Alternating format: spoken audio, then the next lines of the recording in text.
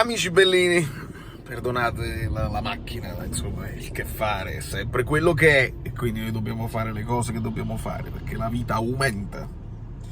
Chi lo diceva? Totò Edoardo, lo potete dire nei commenti, ma cominciamo, senza editing e senza niente, perché non si può fare. Però vediamo se riesco a utilizzare i potenti mezzi dell'iPhone per mettere delle cose in chiaro, così. Ovviamente è uscito, c'è il video di Mertens di ieri, che credo che tutti abbiate visto e rivisto. Io l'ho guardato 10 volte, ho detto a Kat, alla moglie di Mertens, che l'avrei guardato 14 volte.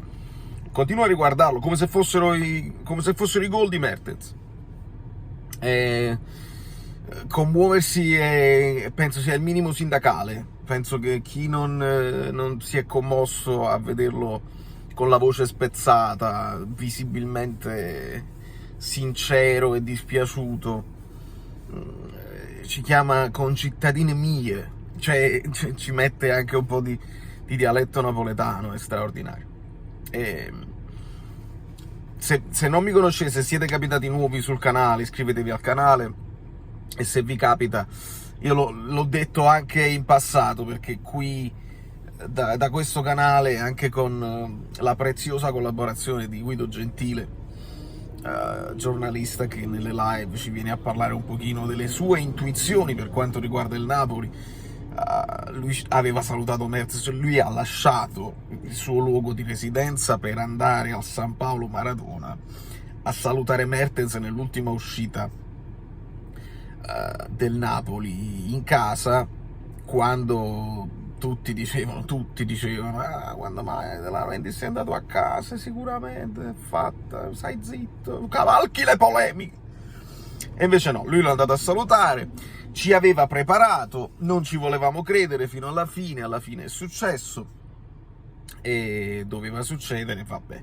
Io in tempi non sospetti, l'ho detto in un altro video, volevo fare dei video senza tempo sui giocatori del Napoli più rappresentativi, che mi hanno emozionato di più. Alla fine, per una questione di tempo, ne feci solo uno, solamente uno, quello là per Mertens. Adesso non so se lo riesco a inquadrare, perché se voi scrivete Azzurro Fluido Mertens trovate una serie di cose, l'intervista con Antonio Giordano, ma si vede? Non lo so se si vede, magari faccio degli screenshot e li aggiungo.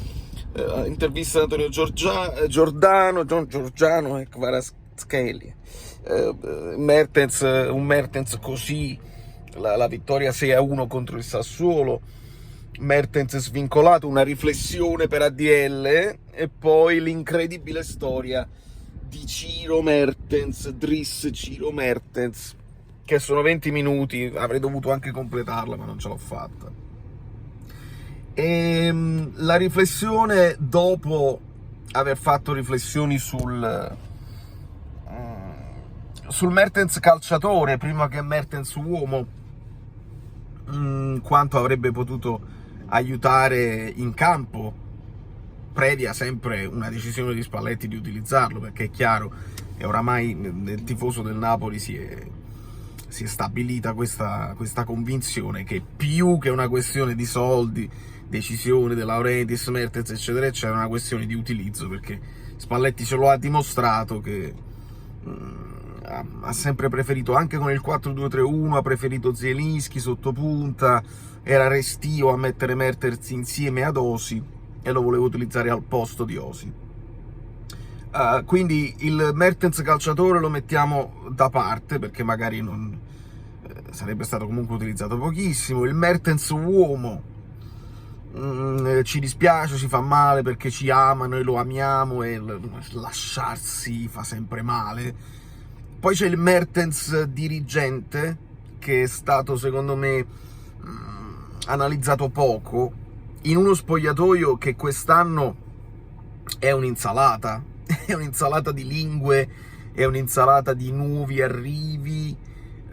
Ora aspettiamo ovviamente una leadership in porta, c'è sempre il discorso Kepa aperto, ci stiamo divertendo insomma anche con gli abbonati. A proposito, abbonati, voi che siete abbonati, ci sono alcuni abbonati Se non avete Telegram va benissimo, non c'è problema, ma se avete Telegram scrivetemi in privato, anche su Instagram, dove volete, io vi aggiungo i nuovi abbonati al gruppo dedicato agli abbonati e dobbiamo organizzare anche il Fantacalcio a breve, Quindi Home Open in Italia e quindi ci dobbiamo organizzare. Per quelli che non sono più abbonati, ringrazio fino alla fine per il supporto dato finora e potete tornare quando volete. E niente, ci stiamo divertendo a vedere un pochino i like social, Kepa che mette un like a Fabian, ovviamente sono entrambi spagnoli, quindi i like non significano niente, però stiamo cercando tutti gli indizi, Kepa non gioca in amiche, Kepa non convocato, Kepa sta arrivando, Meret ci dicono verso la SPAL, un salto all'indietro pauroso per Meret, però va bene così, quindi ci stiamo avvicinando verso questo doppio prestito. Il Napoli dà in prestito Meret e magari si riscatta, riprenda fiducia, eccetera, eccetera, e idem si dovrebbe fare con Kepa, che può riabilitarsi dopo non aver giocato praticamente per 2 anni, e quindi fare questa operazione. Il portiere in prestito secco è un po' strano, però bisogna anche vedere quello che sarà l'anno prossimo l'allenatore del Napoli, perché in questo momento noi sappiamo Spalletti avere l'ultimo anno di contratto, poi ci sono le opzioni, eccetera, eccetera, ma non sappiamo il futuro cosa ci riserverà. Quello che mi interessava sottolineare è che perdendo Mertens tu perdi un collante pazzesco, indescrivibile, e non ci puoi mettere un prezzo. Quello che Mertens sa fare nello spogliatoio, e lo dimostrano i commenti che adesso spero di poter mettere. Non so chi di voi ha Instagram, chi si è andato a vedere, ma hanno commentato tutti, e il commento che più mi ha impressionato è quello proprio di Victor Osimhen, che dice più di un fratello, un guardiano, un amico, i consigli, gli scherzi, tutto quello che mi sei una leggenda. Sono figure molto importanti e io mi soffermo tanto. Poi ovviamente Koulibaly, grazie di tutto, addirittura Inler dice grazie di tutto, Inler come se fosse ancora uno del Napoli, no? E molti la vedono così, si affezionano poi alla città, alla squadra e restano tifosi per tutta la vita, quindi dicono grazie di tutto a Mertens. Però quello di Osi è importante, perché stiamo vedendo un Osi che comunque è sempre nervosetto, che in campo ha un atteggiamento che non sempre aiuta, a volte con i compagni, a volte con il mister, a volte con gli avversari, a volte con gli arbitri. Ecco, serviva proprio una figura come quella di Mertens per far crescere sto ragazzo, che il potenziale da grande attaccante ce l'ha, ma la testa fa il campione. Quindi è lì che secondo me il Napoli perde un'occasione di avere uno che ti indirizza e che ti aiuta, e che lo fa senza chiederti una lira, il dirigente non pagato, l'amico, il compagno che ti dice cosa fare, cosa non fare a Napoli, che è importante, come comportarsi con De Laurentiis, come comportarsi con il mister. Mertens le ha viste tutte e ha capito come si vive la città, come si vive lo spogliatoio. Veramente un peccato, quindi noi ci dobbiamo affidare.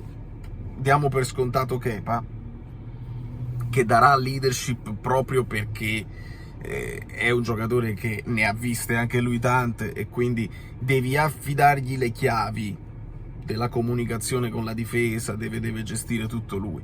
Di Lorenzo, il nuovo capitano, noi lo stimiamo tantissimo, io lo vedo con una faccia tesa, si deve abbracciare una bella gatta da pelare quest'anno, e non lo vedo ancora molto parlare con compagni e arbitri in queste amichevoli. Speriamo che non soffra tanto il peso della fascia, anzi che possa fare uno step in avanti a livello di personalità. E poi Rachmani va bene, Kim va bene, Ostigard va bene, Juan Jesus è un leader ma parte diciamo dalla panchina.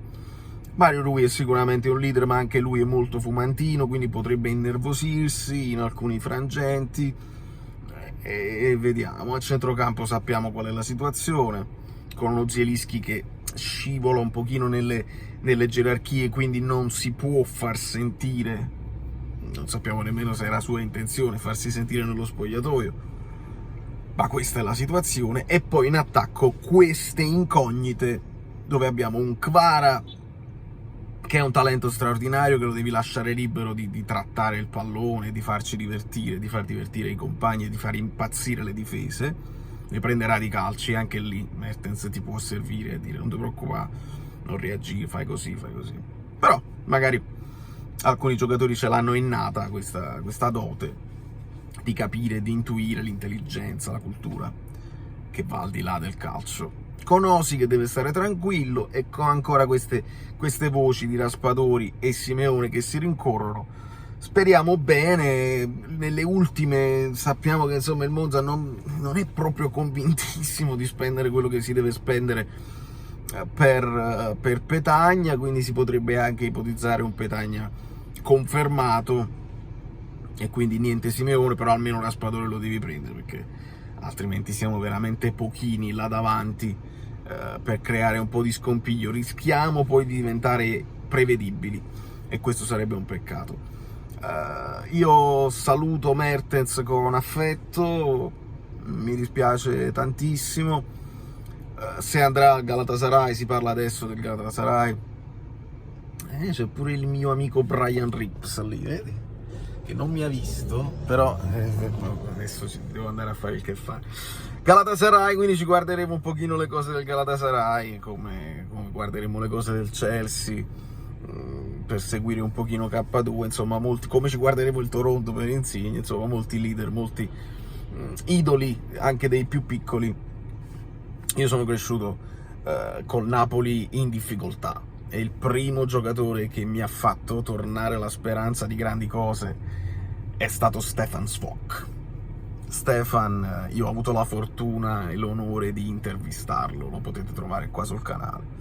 Ho intervistato Bruscolotti, ho intervistato grandissime figure importanti del Napoli, però con Stefano per me era il sogno di una vita. Spero un giorno di potervi portare un'intervista a Dries Mertens, adesso che non è più tesserato la vedo più facile, e non potendo più arrivare a Maradona, che è un altro Napoli, un'altra epoca che io ho vissuto, ero troppo piccolo per capirlo.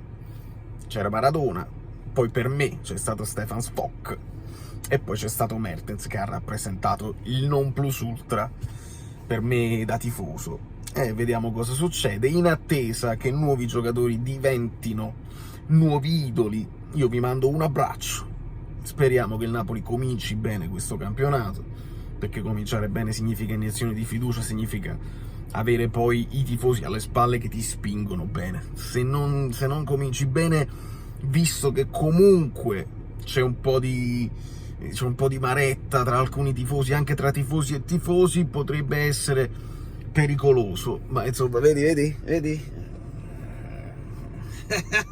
Grande. Vado a fare il che fare da New York, più o meno Long Island.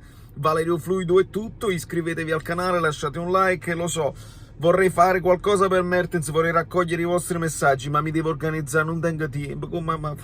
Ce la farò, prima o poi ce la farò. Un bacio.